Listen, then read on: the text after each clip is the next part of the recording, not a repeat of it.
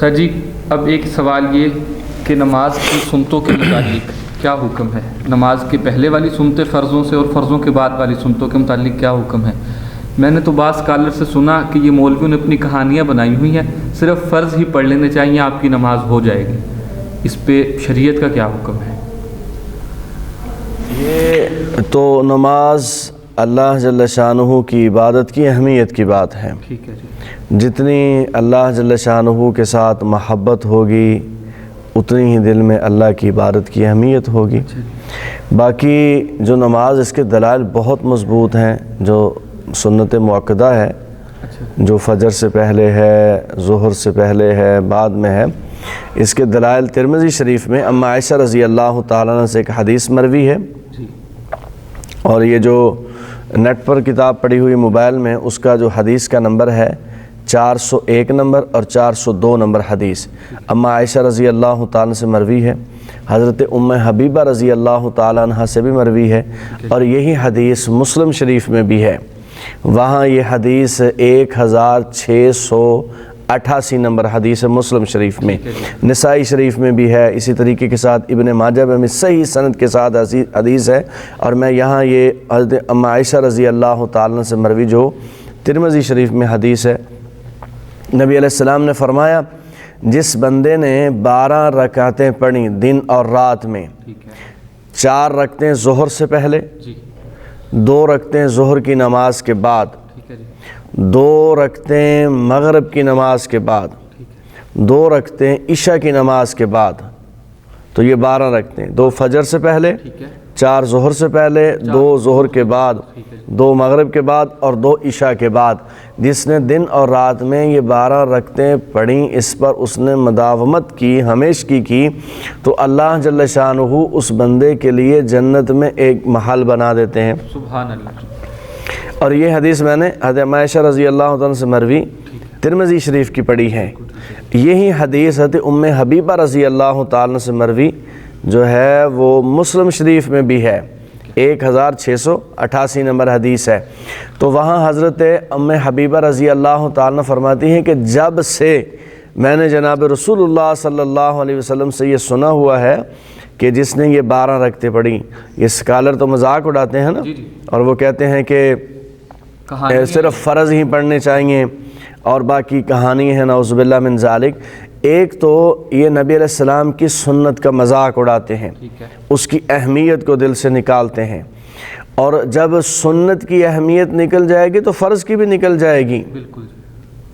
اور نمازیں کم کرنا، نمازوں کو بوجھ گردانا، یہ آج کی بات نہیں ہے۔ وہ مسیلمہ کذاب تھا نا، اس نے جھوٹا جب دعویٰ کیا نبوت کا، تو اس کے ماننے والوں نے کہا جی ہمیں کچھ ریلیف ملنا چاہیے، آپ کو جو نبی مانا ہے، تو اس نے 2 نمازیں اڑا دیں۔ اچھا جی۔ اس نے کہا تمہاری فجر بھی معاف، تمہاری عشاء بھی معاف۔ ٹھیک ہے۔ تو وہی کچھ یہ سکالر کر رہے ہیں کہ خالی فرض پڑھ لو۔ اب فرض ہیں، وہ فرض ہی ہیں، لیکن آپ قرآن کا مزاج دیکھو، آپ احادیث نبویہ کا مزاج دیکھو۔ نبی علیہ السلام ہمیشگی فرما رہے ہیں اس پر۔ نبی علیہ السلام نے تو قرآن کریم میں اللہ جل شانہ نے فرمایا کہ تتجافا جنوبہم عن المضاجع یدعون ربہم خوفا وطمعا ومما رزقناہم ینفقون۔ وہ لوگ جن کے پہلو بستر سے الگ رہتے ہیں، یعنی وہ لوگ اب رات کا وقت تو سونے کا ہے، اور گرم نرم لحاف سے نکل کر وضو کر کے نماز پڑھنے کی ترغیب قرآن دے رہا ہے، اور اللہ فرماتے ہیں ان کے بستر جو ہیں، ان کے جو پہلو ہیں بستر سے الگ رہتے ہیں، اللہ کے حضور کھڑے ہوتے ہیں۔ قرآن تو ترغیب دے رہا ہے نفل عبادت کی۔ اب رات کو جو نوافل پڑھے جائیں گے وہ فرض تو نہیں ہے نا، قرآن ترغیب دے رہا ہے، اور قرآن کی اطاعت کرتے ہوئے علماء ترغیب دے رہے ہیں۔ اسی طریقے کے ساتھ حدیث رسول میں ترغیب آ رہی ہے، اور اس کی اتباع کرتے ہوئے علماء ترغیب دے رہے ہیں۔ مسند امام احمد بن حنبل کی ایک حدیث ہے نماز، نفلی نماز کی، فرض تو کسی صورت معاف نہیں ہے، اور فرض اسی کے بچیں گے جو سنت پر ہمیشگی کرے گا۔ جس بندے کو سنت کے ساتھ جتنی محبت ہوگی اللہ جل شانہ اتنا ہی اس کو فرض کا پورا کرنے کا مزید جو ہے اس کو موقع اور توفیق عطا فرمائیں گے۔ تو نبی علیہ السلام نے فرمایا کہ 2 بندوں سے اللہ جل شانہ بہت خوش ہوتے ہیں، ایک وہ بندہ جو رات کے وقت سویا ہوا تھا، اچانک اس کو یاد آیا اللہ جل شانہ کی نعمتوں کا کہ میرے رب کے مجھ پر کتنے انعامات ہیں، اور ساتھ اس کو یہ بھی یاد آیا کہ عنقریب میں فوت ہو جاؤں گا اور مجھے قبر میں جانا ہے اور اللہ کے ہاں حساب دینا ہے۔ اسی خوشی اور خوف میں، یعنی نعمتوں کی خوشی اور موت کا خوف، اسی خوشی اور خوف کی حالت میں وہ کھڑا ہو کر وضو کر کے اللہ کے حضور کھڑے ہو کر نماز پڑھ رہا ہوتا ہے، تو نبی علیہ السلام نے فرمایا، مسند امام احمد بن حنبل کی حدیث، کہ اللہ جل شانہ فرشتوں کے سامنے اس بندے پر فخر فرما رہے ہوتے ہیں۔ اب نفلی عبادات کے اوپر نفلی ہے، اور اس بندے کا کھڑا ہونا ضروری بھی نہیں ہے کہ وہ تہجد کے وقت کھڑا ہو، اس کو رات کے کسی پہر میں بھی یہ کیفیت طاری ہو گئی، نماز شروع کر دی اس نے۔ اب ترغیب دی جا رہی ہے، اور اسی طریقے کے ساتھ نبی علیہ السلام نے فرمایا کہ حضرت معاذ بن جبل رضی اللہ عنہ فرماتے ہیں، میں نے عرض کیا یا رسول اللہ مجھے ایسا کام بتائیے جو مجھے جنت میں لے جائے، تو نبی علیہ السلام نے خوش ہو کر فرمایا، معاذ تو نے بڑے کام کی بات پوچھی ہے، کام کی بات ہے۔ تو نبی علیہ السلام نے فرمایا کہ ایک تو شرک نہ کرنا، نماز قائم کرنا، زکوٰۃ ادا کرنا، بیت اللہ کا حج کرنا، اور رمضان کے روزے رکھنا، اور اس کے ساتھ ساتھ نبی علیہ السلام نے فرمایا کہ رات کے وقت جب لوگ سوئے ہوئے ہوں تو اللہ کے حضور کھڑے ہو کر نماز پڑھنا، یہ تجھے جنت میں داخل کروا دے گا۔ اب رات کا جب سونے کا موقع ہے اور بندہ دن کا تھکا ماندہ آ رہا ہے، نبی علیہ السلام اس موقع پر بھی ترغیب دے رہے ہیں۔ یعنی اسلام کا مزاج یہ ہے، قرآن کی دعوت اور پیغام یہ ہے، حدیث کی دعوت اور اس کا پیغام یہ ہے کہ لوگوں کو اللہ کے حضور کھڑا کرنا۔ نفلی نماز کی طرف بھی ہے نا، فرض تو پورے کرنے ہی کرنے ہیں، نفلی نماز کی طرف کھڑا کرنا ترغیب دی جا رہی ہے۔ میں نے 2 حدیثیں بیان کی ہیں، ام عائشہ رضی اللہ تعالیٰ عنہ سے بھی، ام حبیبہ رضی اللہ تعالیٰ عنہ سے بھی، جس میں نبی علیہ السلام نے ان 12 رکعتوں کی، یہ جو سنت اور فجر کی جو ہے نا، اب دیکھیں وہ کہتے ہیں فجر کے صرف 2 فرض ہی ہیں جی، باقی لازم نہیں ہے، ضروری نہیں ہے۔ بھائی وہ باقی جو ہے نا وہ سنتیں ہیں، وہ فرض نہیں ہیں، لیکن سنتیں ہیں آپ اس انداز کے ساتھ فرض کو ثابت کرنے کے لیے اور سنت کو سنت بنانے کے لیے سنت کی توہین نہیں کر سکتے۔ بالکل ایسے ہی، یعنی جس انداز کے ساتھ وہ سنت کو سنت بنا رہا ہوتا ہے اور فرض کو فرض بنا رہا ہوتا ہے، وہ فرض کی سنت کی توہین کر رہا ہوتا ہے، اور یہ عام سنت نہیں ہے، یہ اختیاری بھی نہیں ہے۔ نبی علیہ السلام نے اس کی اتنی ترغیب، نبی علیہ السلام ترغیب دے رہے ہیں۔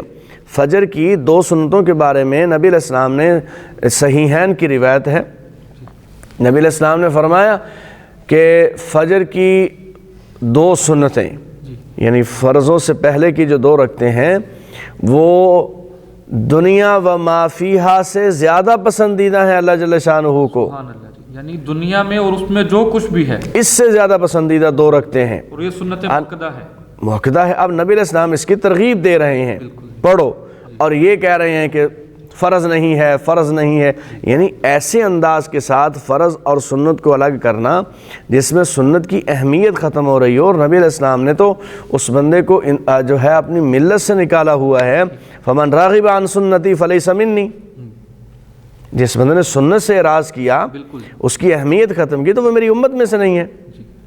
اور فجر کی 2 سنتوں کے بارے میں ایک اور روایت میں ہے، نبی علیہ السلام نے فرمایا اگر تمہیں ڈر ہونا کہ دشمن کے گھوڑے تمہیں کچل ڈالیں گے تب بھی نہ چھوڑنا یہ۔